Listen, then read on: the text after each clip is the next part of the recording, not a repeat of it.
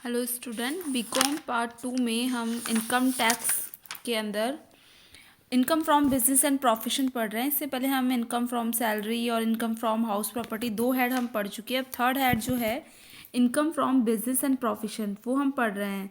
तो सबसे पहले हम ये देखेंगे कि व्यापार होता क्या है। बिजनेस मतलब व्यापार, होता क्या है व्यापार। तो व्यापार जो होता है उसमें क्या होता है, कोई भी लेन देन, वाणिज्य, वस्तु उत्पादन अथवा अन्य कोई भी किसी भी प्रकार का ऐसा वेंचर हो जो कि वस्तुओं के व्यापार को, यानी कि वस्तु के क्रय विक्रय का हो या फिर वस्तु के उत्पादन की प्रकृति का हो, है ना। ये कहलाता है व्यापार। पेशा या प्रोफेशन क्या होता है। पेशा जैसे हो गया जिसके लिए पेशे के अंदर एक तरह से हम सामान्य शब्दों में अगर समझे तो पेशे से क्या हो जाता है, वोकेशन हो जाता है एक तरह से। ऐसे कार्य जिनसे क्या है, जिनमें व्यक्ति को अपनी बौद्धिक क्षमता और शारीरिक योग्यता का प्रयोग करना हो। मान लीजिए जैसे कि अब पेशे के अंदर क्या क्या जाएंगे, अपने डॉक्टर्स हैं, वकील हैं, अकाउंटेंट्स हैं, ठीक है, प्रोफेसर्स हैं।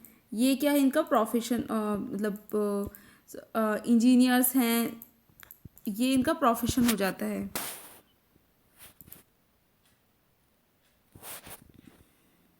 अब नेक्स्ट आते हैं और इसके अंदर एक और वर्ड यूज़ किया है, व्यवसाय या वोकेशन। वो क्या होता है, जो भी ऐसी क्रियाएं आती है इसके अंदर जो कि मान लीजिए इसके अंदर आ जाती है हमारे संगीत की कला है, नृत्य कला है, वो सब क्या है इसके अंदर आ जाती है। अब मेन जो होता है, हमें हमें कैसे पता चले कि कोई भी आय व्यापार अथवा पेशे के लाभ शीर्षक में कर योग्य है अथवा नहीं है। तो ये पता लगाने के लिए हमें क्या करना होगा, ये पता लगाने के लिए हमें ये पता लगाने के लिए हम देखते हैं कि आगे कौन कौन सी आय हैं जो कि व्यापार अथवा पेशे की आय में सम्मिलित होती है कि नहीं होती है। तो ये आपके बुक के अंदर से ये मेन पॉइंट्स है जो यहाँ पर बताए हैं कि व्यापार अथवा पेशे की लाभ के शीर्षक के अंतर्गत निम्नलिखित आय आती है। फर्स्ट कौन सी, व्यापार अथवा पेशे की आय। इसको एक बार हम देखेंगे तो इसके अंदर गत वर्ष में कोई भी कार्य किया गया व्यापार अथवा पेशे के शीर्षक के अंतर्गत वो सब आते हैं, ठीक है। तो इसके अलावा अगर जैसे यहाँ पर एक एग्जाम्पल दिया है इसने कि यदि कोई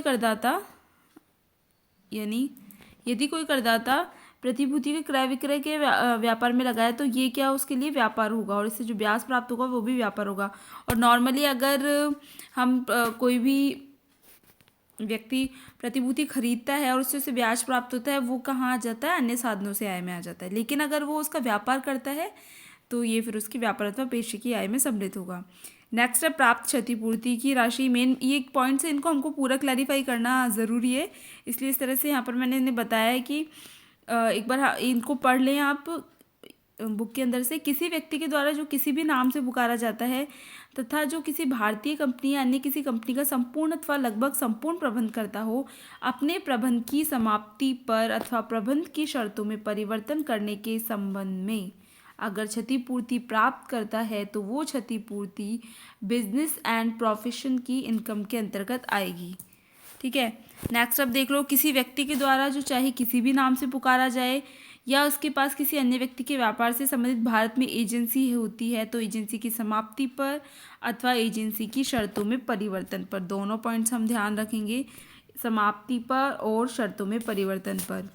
नेक्स्ट है सरकार, सरकारी स्वामित्व वाले अथवा सरकार द्वारा नियंत्रित किसी निगम के द्वारा किसी व्यापार अथवा संपत्ति का प्रबंध अपने हाथ में ले लेने पर किसी व्यक्ति के द्वारा क्षतिपूर्ति की राशि। नेक्स्ट, किसी व्यक्ति के द्वारा जो चाहे किसी भी नाम से पुकारा जाए उसके व्यापार से संबंधित किसी अनुबंध की समाप्ति पर या अनुबंध की शर्तों में परिवर्तन के संबंध में।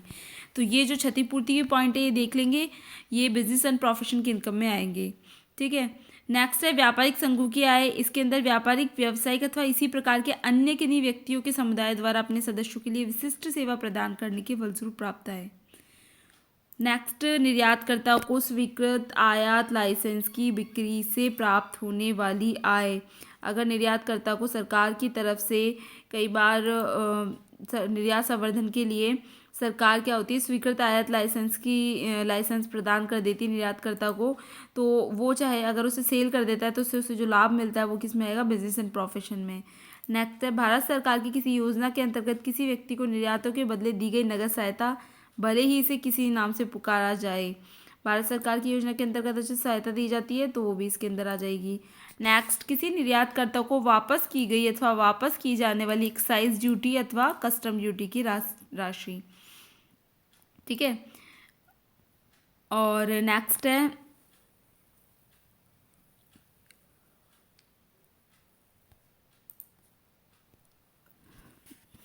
एक निर्यातकर्ता को उपलब्ध ड्यूटी एंटाइटलमेंट पासबुक की स्कीम के हस्तांतरण से होने से लाभ। यानी कि ये जो स्कीम है ये एक निर्यात संवर्धन योजना है। इसके तहत क्या होता है, निर्यातकर्ता को आयात शुल्क की जमा स्वीकृति की जाती है। जमा की राशि का निर्धारण पूर्व निर्धारित दरों के अनुसार किया जाता है। यदि इस जमा राशि का प्रयोग या तो निर्यातक इसका क्या आयातित माल पर शुल्क के भुगतान के लिए प्रयोग कर देगा। यदि यह प्रयोग, इससे क्या होता है, उसकी लागत घट जाती है, इससे उसका लाभ बढ़ जाता है। लेकिन यदि इस जमा को दूसरे निर्यातक को हस्तांतरित कर देता है तो उसके बदले में जो उसे राशि प्राप्त होती है वो उसकी व्यापार अथवा पेशे की आय होती है। ठीक है। बार बार किए जाने वाले निर्यात पर उपलब्ध जमा का आयात पर शुल्क नाम लिखे जाने का लेखा पासबुक के रिकॉर्ड की तरह होता है। इसे ड्यूटी एंटाइटलमेंट पासबुक योजना कहते हैं। ये ध्यान रखेंगे हम, ड्यूटी एंटाइटलमेंट पासबुक योजना। ठीक है। अब नेक्स्ट है, एक निर्यातकर्ता को उपलब्ध शुल्क मुक्ति पुनः पूर्ति प्रमाण पत्र यानी ड्यूटी फ्री रिप्लेनिशमेंट सर्टिफिकेट, ये भी आएगा उसके हस्तांतरण से होने वाला लाभ। ये भी एक तरह की निर्यात संवर्धन योजना है। ये आप देख लें इसके अंदर क्या है। तो अगर इसको भी वो सेल करता है तो इससे जो लाभ होता है वो बिजनेस प्रोफेशन की इनकम में आता है। ये पॉइंट देख लें कि अगर कोई ग्रांट सरकार द्वारा दी जाती है लेकिन उसे वापस करनी होती है उस निर्यातकर्ता को तो ये बिजनेस प्रोफेशन की इनकम में नहीं आएगा। नेक्स्ट है, लाभ अथवा अनुलाभ का मूल्य।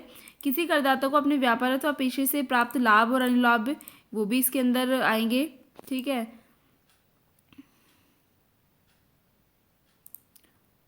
चाहे वो मुद्रा में परिवर्तन योग्य हों अथवा नहीं हों। ठीक है। नेक्स्ट है, किसी फर्म के साझेदार द्वारा, ये पॉइंट ध्यान रखिए ज़रूरी, ये बहुत बार रिपीट होगा आपका। किसी फर्म के साझेदार द्वारा प्राप्त अथवा प्राप्य कोई वेतन, ब्याज, बोनस, कमीशन, पारिश्रमिक, चाहे उसे किसी भी नाम से पुकारा जाए। ठीक है। साझेदार द्वारा प्राप्य अथवा प्राप्त कोई वेतन, ब्याज, बोनस, कमीशन या पारिश्रमिक, ये वेतन जो होगा ये सैलरी वाले हेड में ना आके ये आएगा बिजनेस प्रोफेशन वाले हेड में।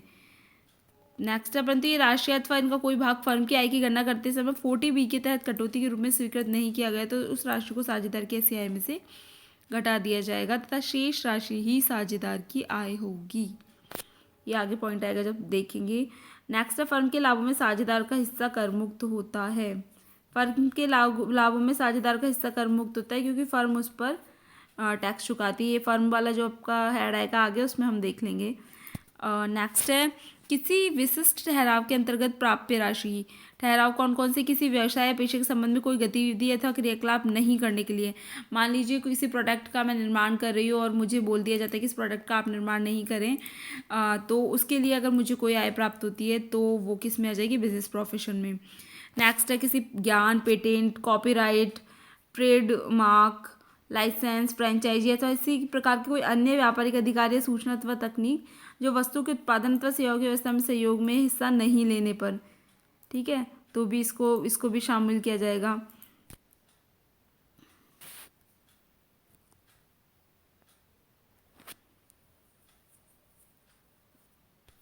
ये पॉइंट पे आप ध्यान रख लें इसको पूरा पढ़ के। नेक्स्ट, मकान संपत्ति की प्राप्ति है। यदि कोई व्यक्ति अपनी मकान संपत्ति का प्रयोग, ये ध्यान रखना है, हमने इनकम फ्रॉम हाउस प्रॉपर्टी पढ़ा था, इस वाले पॉइंट को थोड़ा देख लें एक बार। यदि कोई करदाता अपनी मकान संपत्ति का प्रयोग व्यापार अथवा पेशे के लिए करता है जिसका लाभ कर योग्य, तो ऐसी मकान संपत्ति के वार्षिक मूल्य पर इनकम फ्रॉम हाउस प्रॉपर्टी में टैक्स नहीं लगेगा, उसमें टैक्स लगेगा कहाँ पर, बिजनेस एंड प्रोफेशन में। और इसके कुछ पॉइंट है, उस मकान का प्रयोग यदि ऐसे कर्मचारी को किराए पर दिया है जो जिसका वहाँ रहना व्यापार के लिए क्या होता है, लाभदायक है, तो ये क्या है, बिजनेस एंड प्रॉफिट। कर्मचारी से जो किराया प्राप्त होगा बिजनेस एंड प्रोफेशन की इनकम होगी। नेक्स्ट है, इस मकान का कोई भाग व्यापार की कुशलता पूर्वक अथवा सुचारू रूप से चलाने के उद्देश्य से किसी बैंक को, पोस्ट ऑफिस को, पुलिस स्टेशन को आदि को दिया हो, तो ऐसे मकान संपत्ति की आय भी क्या होती है, व्यापार की आय में सम्मिलित होती है। अवैध व्यापार की आय भी बिजनेस प्रोफेशन की इनकम में आएगी। आयकर ये नहीं देखता कि कोई आय वैध है अथवा नहीं है। बाकी जो कानूनी दंड है वो उसे मिलेंगे, लेकिन आयकर विभाग को ये नहीं देखना होता।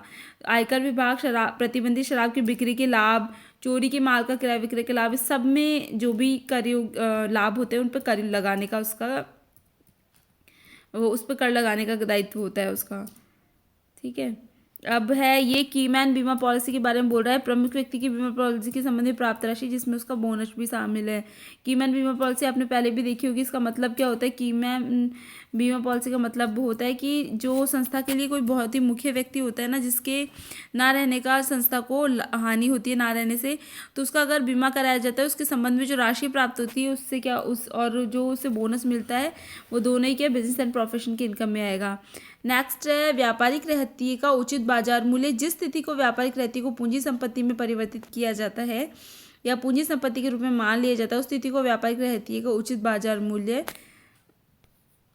नेक्स्ट है भूमि ख्याति है वित्तीय प्रलेखों को छोड़कर अन्य किसी पूंजी संपत्ति को गिरा देने, नष्ट होने, प्रयोग से हटा देने या हस्तांतरण करने पर नगद या वस्तु के रूप में प्राप्त अथवा प्राप्य कोई राशि, बशर्ते ऐसी राशि पर संपूर्ण व्यय की धारा 35 के तहत कटौती स्वीकृत नहीं की गई हो। ये 35 आपके आगे आएगी। और ये है सट्टा व्यापार के लाभ, वो भी इसमें शामिल हो गए। ठीक है।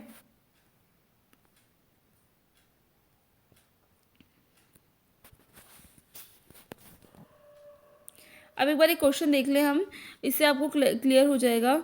क्वेश्चन में बोल रहा है 31 मार्च 2020 को समाप्त होने वाले गत वर्ष के लिए डॉक्टर श्याम माथुर द्वारा प्रस्तुत की गई अग्र सूचनाओं से कर निर्धारण वर्ष 2020-21 के लिए व्यापार अथवा पेशे की आय शीर्षक के अंतर्गत कर योग्य आय की गणना कीजिए।